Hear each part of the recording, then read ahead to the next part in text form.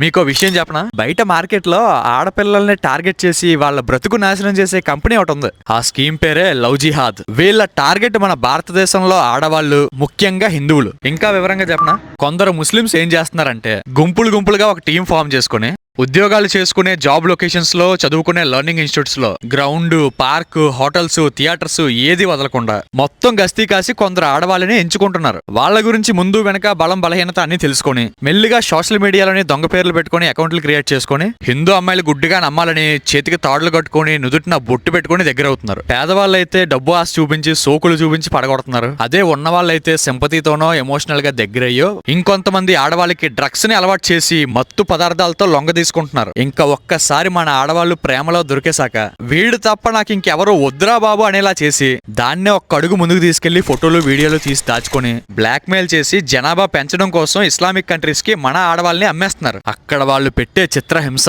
ఏ ఇంటి ఆడపిల్లకి రాకూడదు.